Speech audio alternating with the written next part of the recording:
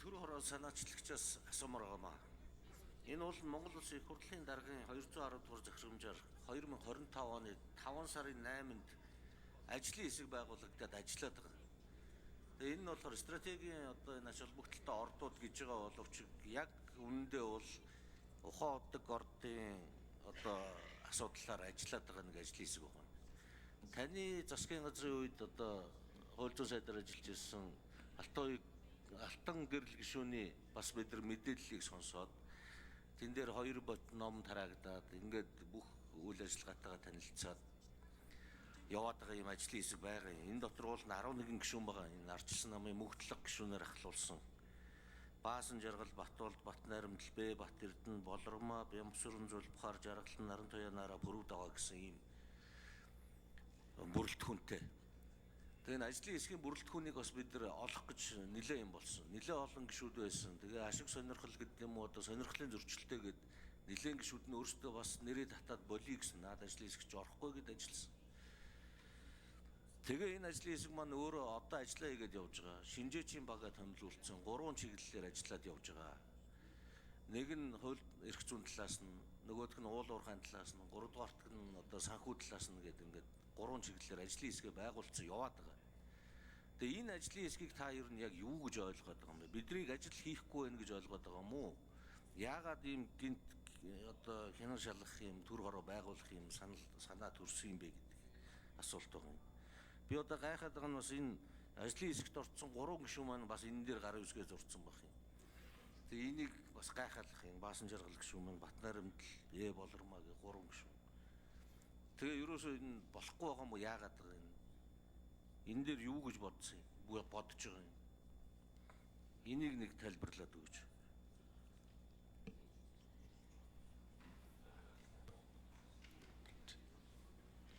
За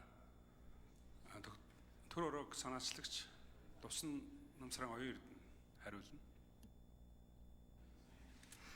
За баярлалаа. Гишүүний асуултанд хариулъя. Улсын их хурл дээр тухайн үед ажлын хэсэг гарахад засгийн газрын ажлын хэсгийг Алтан гэрэл сайд ахлаад засгийн газар дээр бас бид нар нэлээд ийм томоохон мэдээллүүдийг улсын их хурлын гишүүдэд нэг бүрчлэн бас хүргэсэн ийм ажил яг хийгдчихсэн. За үүний ард бас бид нар мөгдлөг гишүүнтэй хэд хэдэн удаа санал солилцсон. За тэр уулзалтанд Алтан гэрэл сайд за миний хувьд ч гэсэн бас байж яаж энэ мэдээллүүдийг илүү том агуулгаар нь хурдтай ажиллаж болох вэ? За зөвхөн 1-2 референттэй 1-2 шинжээчтэй ингээд бас явхааргүй нэлээд тийм том далаацтай хэмжээний асуудал учраас төр хороо байдлаар өргөтгөж ажиллах нь бол зүйтэй юм аа гэдэг. За ингээ үүний дараа засгийн газар солигдсон. За засгийн газар солигдсны дараа энэ мэдээллийг илүү өргөн хүрээнд өгч бас иргэдийн мэд хэрэг хангагдахад засгийн газар дээр бас ажиллаж байсан энэ ажлын хэсгийн туршлагатай гишүүдийг оруулах нь бас зүйтэй юм аа гэж үзсэн. Ийм үндэслэл байна. Тэгээд хамтраад оролцоод ажиллаж болно. Их хурлын даргатай удирдлагуудтай санал солилцсон байгаа. За Батуулд гишүүн тодруулъя. Яг одоо болохоор ингээд ийм оруулж ирчээд хамтраад ажиллаж болно гэдэг юм яриад байгаа юм. Тийх байсан бол зүгээр ажлын хэсэг рүү бид нар ийм бүрэлдэхүүнтэй орё гэж хэлж болохгүй байсан юм уу гэдэг нэг юу асуудал байгаад байна л та. Тэгээ нэг асуудал гараад ирэхээр асуудлаар дараад байдаг ийм муухай юм чинь л яваад байгаа юм уу гэж зүгээр харагдаад байгаа. Одоо энэ төр хороо байгуулчихаар энэ ажиллаж байгаа ажлын хэсгээ яах юм? Энэ хүмүүсийг яах юм? Биднийг ажил хийгээгүй гэж үзээд байгаа юм уу? Юу гэж бодоод байгаа? Энийг л нэг тайлбарлаад өгч юм уу? За Алтан гэрэл гишүүн санаалагчтай хариулж болно. Хариулъя. За манай Батуулд гишүүн бол энэ мөгдлөг гишүүний байгуулсан ажлын хэсэгт бас идэвхтэй ажиллаж байгаа юм гишүү. Нэгдүгээрт мөгдлөг гишүүний ахалж байгаа ажлын хэсэг бол стратегийн орд газрууд, оюу толгой, асхтын мөнгөний орд, 5 толгой гэдэг ер нь стратегийн ордыг бүтнээр нь ярих хэрэгтэй ажлын хэсэг. За тэгээд хууль зүйн дүгнэлт гаргах үүрэг бүхийгээд улсын хурлын даргын захирамжийн дээр тодорхой байдаг. Хянан шалгах төр хороо бол бид нар энийг ямар зорилготой байна гэхээр Анх лиценз нь яаж олгосон юм? Тэр олгосон нөхрийг дуудмаар байна, тийм ээ. Яагаад өөрийнхөө хамааралгүй компанид авсан юм? Ямар албан тушаалтнууд оролцсон юм? Хэдэн төгрөгөөр цааш нь зарсан юм? Гэт илүү нарийн гиз доторны ажил хийх гээд байгаа юм аа. Тэгэхээр хяншлах төр орооны өрөөнд илүү өргөн, илүү олон мэдээлэл цуглуулах, илүү нарийн ажиллагаа хийх шаардлагатай байна л гэсэн ийм шаардлагын дагуу тогтоолын төсөл санаачлах шаардлагатай байна гэж үзэж бидний хэсэг гишүүд дэмжиж гаруй хэсэг зурсан гэдэг тайлбар хэлье. За нэмж тодруулъя. Батуул гишүүн. За яг энэ 210 энэ ажлын хэсэг чинь бол ер нь стратеги ордог гэсэн халахвчтай ухаан удгийг шалгах гэсэн ажлын хэсэг л байгаа шүү дээ. Над нэг энэ аль талд нь ороод байх юм алга.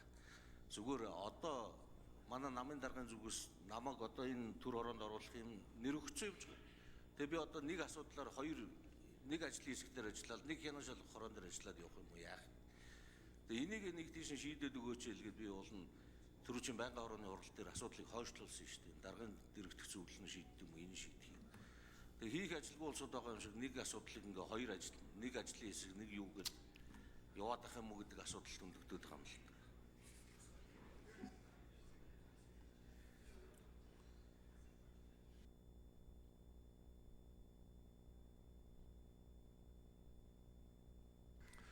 За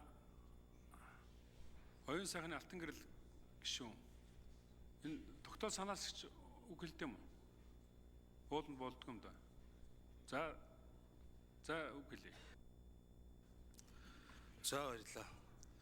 Тэг өнөөдөр яг ингээд Монголын ард түмнийг одоо сүүлийн 10 гаруй жил энэ төр засгийн нийт төсвийг авч явж байгаа 5 толгой асуудлыг ярих гэхээр засгийн газар нь ингээд бүрэн бүрэлдэхүүнээр дэрхэ босоо гарчлаа.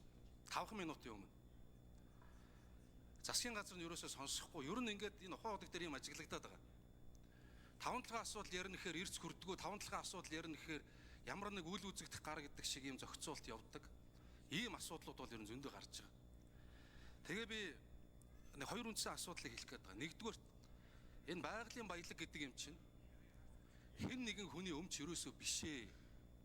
Нутагт нь очиод уул хангаагийн ухаад талыг там болгочоод өөрсдөд нь юу ч оногдохгүй байгаад энэ орон нутгийн иргэд чинь бухимдалтай байгаад байгаа. Сая тооноор нь хэлээр зөөж гаргачаад амьдралхууд нь нөлөөлөхгүй болохоор ард түмэн энд ч ууртай байгаамаа. Тэгэхээр бид нар ер нь ганцхан энэ 5 толгой энэ орд газар гэлтгүй. Энэ Монголын баялагийг яаж иргэдэд тэгш хүртээмжтэй байх уу гэдгийг ярих цаг болцсон юм. Ярихын тулд бид нар эхнээс нь үзэх хэрэгтэй болчиход байгаа юм. Яаж энэ 5 толгой гэдэг том орд дамжиж энэ олон хүний гар дамжив дунд нь хин гэдэг төрийн өндөр албан тушаалтан оролцов хин хувьдаа хэдэн сая долларын ашиг хийв гэдгийг бид нар үзэх болчиход байгаамаа. Дуудаж ирээд асуугаад улсын хурал хууль тогтоох дээд байгууллага муу юм бол тэр хийхээ хүрээнд асуух хэрэгтэй болчиход байна. Тэгээ зарим нөхдүүдэд сануулж хэлмээр байгаамаа. Хэн нэгэн нүүрсний хулгайчийг баяжуулах гэж Манлайбаатар Дамдын сүрэн амингийн шоронд босоогоор өгөөгүй юм шүү. Хэн нэгэн авилагчин төшмөлийн халаасанд мөнгө зутгах гэж Өвөр хангай аймгийн Төвөрг сумын харьяат Лусан цэрэнгийн Аюуш гэдэг залуу 21 наснда Жанчхүүгийн даваанд 12 буудуулж насвараагүй. Хэн нэгэн төр дамнасан олигарх компанийг баяжуулах гэж манай Нуулуурхаан сайд Дамдын ямын Төрсөн нутаг Увс аймгийн Өмнө говь сумын Бигзийн Гиван гэдэг залуу 1948 онд байтаг богдод алуулаагүй маа. Энэ чинь Монголын ард түмний үеийн үед эх орончдын цусаа урсгаж ирсэн эх орон энд хадгалагдж байгаа баялагийг өнөөдөр энэ эх орныхоо эзэдд нь яаж хүртээмжтэй байх уу гэдэг асуудал ярьж байгаа юм. Цаашилбал энд ерөөсөө хувийн хөвшлийг төрд нийгэмчлэх, дулааж авах ийм асуудал огт яригдаагүй, яригдах ч ёсгүй. Улсын хурал ийм их ёсгүй. Тэгэхдээ бид энэ асуудлыг одоо ярьж эцэлж, хувийн хөвшлтэйч халгаагүй. Гадаадын хөрөнгө оруулалтаж ойлгомжтой.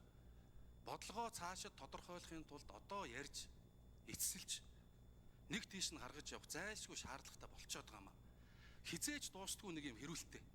Сүүл 10 гаруй жил ярьлаа. Энийг нэг эцэлээ л та.